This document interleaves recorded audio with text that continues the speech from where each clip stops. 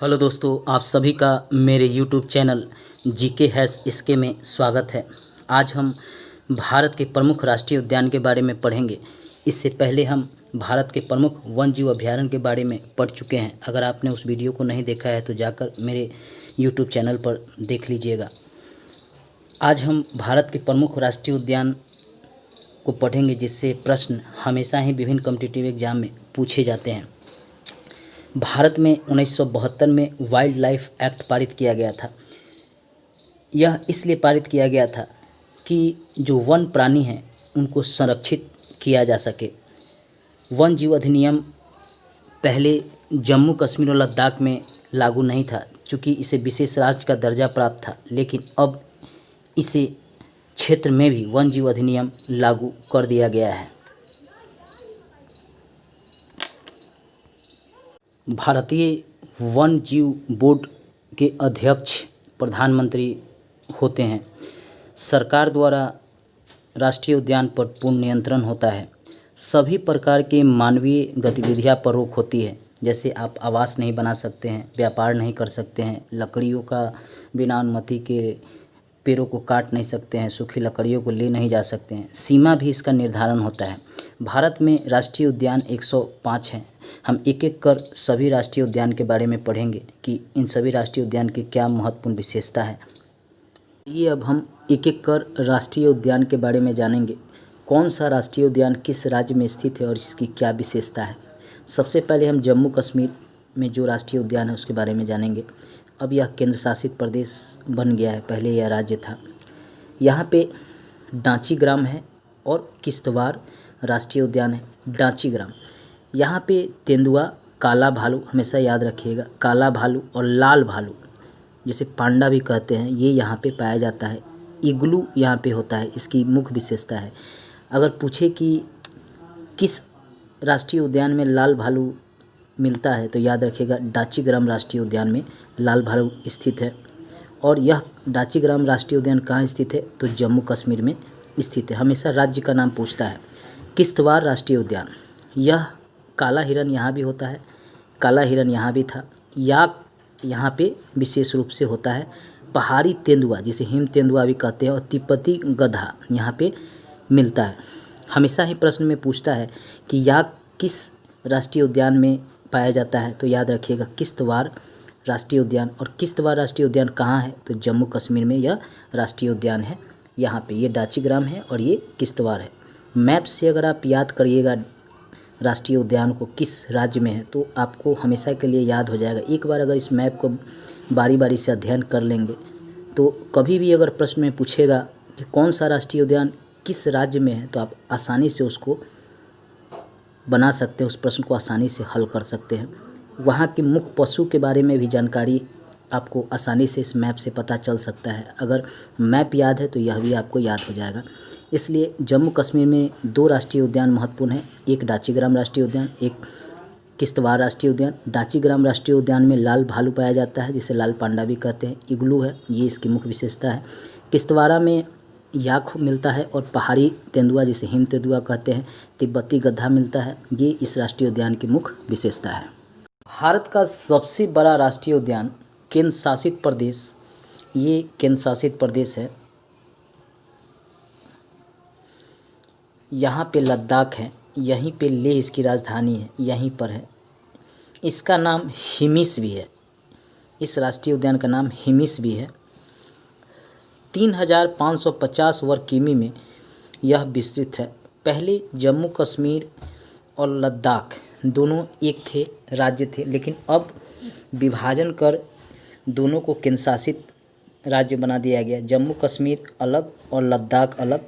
इसलिए लद्दाख में अगर प्रश्न में आप पूछे कि भारत का सबसे बड़ा राष्ट्रीय उद्यान किस राज्य या केंद्र शासित प्रदेश में स्थित है तो हमेशा टिक लगाइएगा लद्दाख। अब जम्मू कश्मीर नहीं लगाइएगा। पहले इसे जम्मू कश्मीर में माना जाता था, लेकिन जब से यह केंद्र शासित प्रदेश बना है, दो भागों में विभाजित हुआ है, तब से अब यह हिमिस जो है लद्दाख में पड़ता है, लेह में स्थित है। इसलिए भारत का सबसे बड़ा राष्ट्रीय उद्यान केंद्र शासित प्रदेश लद्दाख के लेह में स्थित है। जो 3550 वर्ग किमी क्षेत्र में विस्तृत है, यह याद रखिएगा।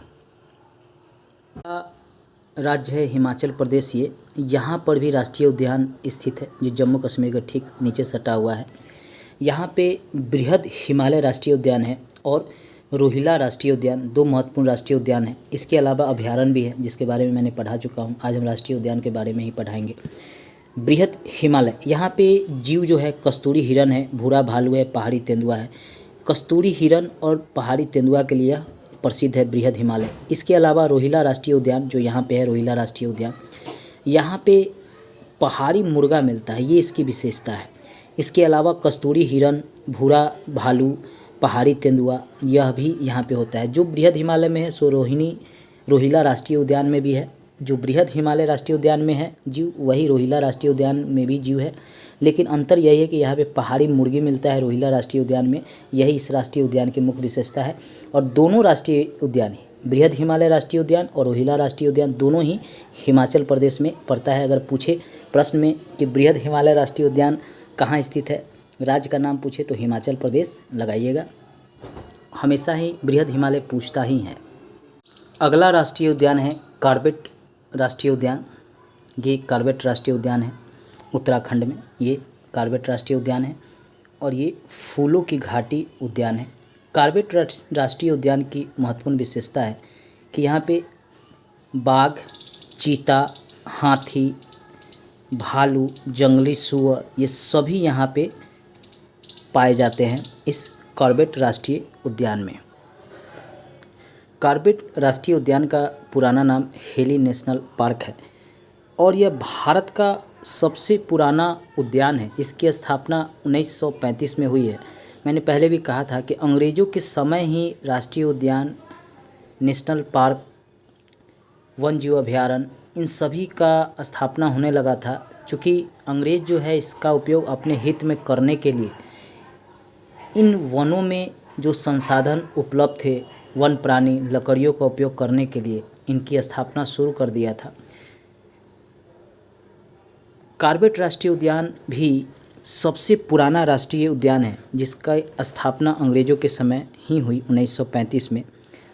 और इस राष्ट्रीय उद्यान रामगंगा नदी बहती है इस राष्ट्रीय उद्यान से।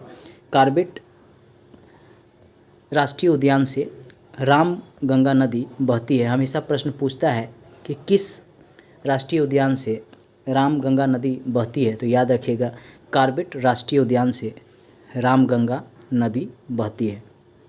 और ये कहाँ पे स्थित है? ये उत्तराखंड में स्थित है, इसको भी याद रखिएगा। ये दोनों राष्ट्रीय उद्यान उत्तराखंड में स्थित है। अगर राज्य का नाम पूछे तो याद रखिएगा ये उत्तराखंड है। यहीं पे कॉर्बेट राष्ट्रीय पार्क और फूलों की घाटी दोनों स्थित है। अगला राष्ट्रीय उद्यान ये उत्तर प्रदेश का क्षेत्र है। यहाँ पर राजा जी राष्ट्रीय उद्यान है, जो इधर हरियाणा से सटा हुआ है, इधर हिमाचल प्रदेश से, इधर उत्तराखंड से यहाँ पे है राजा जी। यहाँ से बाघ, सांभर, नीलगाय, हिरन आदि यहाँ पे पाए जाते हैं। इसके अलावा सबसे प्रमुख उत्तर प्रदेश में राष्ट्रीय उद्यान है दुधवा राष्ट्रीय उद्यान। ये हमेशा ही यूपी पीसीएस में पूछा जाता है कि दुधवा राष्ट्रीय उद्यान कहाँ पे है, तो याद रखिएगा ये उत्तर प्रदेश में स्थित है। यहाँ पे बाघ, सांभर, नीलगाय, तेंदुआ, हिरन ये सब पाए जाते हैं। अक्सर प्रश्न में दुधवा राष्ट्रीय उद्यान के बारे में पूछा गया है, इसलिए इसे ज़रूर याद रखिएगा। दुधवा राष्ट्रीय उद्यान कहाँ है? उत्तर प्रदेश है। इसके प्रमुख जीव यहाँ पे कौन कौन है? बाघ, सांभर, नीलगाय, तेंदुआ, हिरन। राजा जी राष्ट्रीय उद्यान कहाँ है? उत्तर प्रदेश में है। ये उत्तर प्रदेश में, ये दोनों राष्ट्रीय उद्यान याद रखिएगा। अगला राष्ट्रीय उद्यान है ये असम में मानस, और ये मानस है, ये काजीरंगा है। मानस राष्ट्रीय उद्यान में हाथी, भालू, एक सींगी वाला गैंडा, लंगूर, हिरन ये सभी जानवर तथा इसके अलावा भी जानवर यहाँ पाए जाते हैं। इसके बगल में है ये काजीरंगा राष्ट्रीय उद्यान। ये एक सींग वाला गैंडा के लिए प्रसिद्ध है। हमेशा ही प्रश्न पूछा जाता है कि किस राष्ट्रीय उद्यान में एक सींग वाला गैंडा पाया जाता है, तो याद रखिएगा काजीरंगा राष्ट्रीय उद्यान में एक सींग वाला गैंडा पाया जाता है। यहाँ पे जंगली सूअर और भैंसा भी है। इसलिए ये दोनों राष्ट्रीय उद्यान, मानस राष्ट्रीय उद्यान और काजीरंगा राष्ट्रीय उद्यान, दोनों ही असम में स्थित है। दोनों ही असम में स्थित है, ये हमेशा याद रखिएगा। ये मानस है और ये काजीरंगा है। काजीरंगा एक सींग वाला गैंडे के लिए प्रसिद्ध है। विभिन्न कॉम्पिटिटिव एग्जाम में ये पूछे गए हैं। अगला सबसे महत्वपूर्ण राष्ट्रीय उद्यान है, ये मणिपुर है। यहीं पे कैबुल लामजाओ राष्ट्रीय उद्यान है, जिसमें जंगली बकरी, हिरन, विभिन्न जल पक्षी पाए जाते हैं। विश्व का एकमात्र तैरता हुआ राष्ट्रीय पार्क है ये कैबुल लामजाओ, जो मणिपुर राज्य में स्थित है। इम्फाल और बिष्णुपुर जिले के बीच स्थित है। ये 1977 में इसे राष्ट्रीय उद्यान के रूप में घोषित किया गया। यहाँ पे संकटग्रस्त संगाई, जिसे मणिपुर हिरण कहते हैं, वह संकटग्रस्त प्रजाति है, जिसके लिए उसे रामसर अभिसरण के तहत अंतर्राष्ट्रीय महत्व का आद्य स्थल के रूप में घोषित किया गया है। और इस मणिपुर हिरण को बचाने का प्रयास किया जा रहा है। हमेशा प्रश्न में पूछा जाता है कि एकमात्र तैरता हुआ राष्ट्रीय पार्क कहाँ है, किस राज्य में स्थित है, तो याद रखिएगा मणिपुर राज्य में स्थित है, जिसका नाम कैबुल लामजाओ है। यहाँ पे एक संकटग्रस्त प्रजाति है मणिपुर हिरन, जिसे बचाने का प्रयास किया जा रहा है। रामसर अभिसरण के तहत अंतर्राष्ट्रीय महत्व का आद्य स्थल घोषित भी किया गया है इस स्थल को। पूर्वोत्तर क्षेत्र के किसी राष्ट्रीय उद्यान के बारे में पूछा जाता है तो दो राष्ट्रीय उद्यान जरूर पूछा जाता है। एक तो ये मणिपुर का कैबुल लामजाओ, जिसे विश्व का तैरता हुआ राष्ट्रीय पार्क के रूप में पूछा जाता है कि कौन सा राष्ट्रीय पार्क तैरता हुआ है, तो कैबुल लामजाओ जो मणिपुर में स्थित है। दूसरा काजीरंगा असम का, जो एक सींगी गेंडा के लिए प्रसिद्ध है। इन दोनों राष्ट्रीय उद्यानों को हमेशा याद रखिएगा। पूर्वी क्षेत्र में ये बहुत महत्वपूर्ण है, मानस, काजीरंगा और कैबुल लामजाओ राष्ट्रीय उद्यान। नेक्स्ट वीडियो में हम और महत्वपूर्ण राष्ट्रीय उद्यान के बारे में पढ़ेंगे। उस वीडियो को भी आप ज़रूर देखिएगा। धन्यवाद।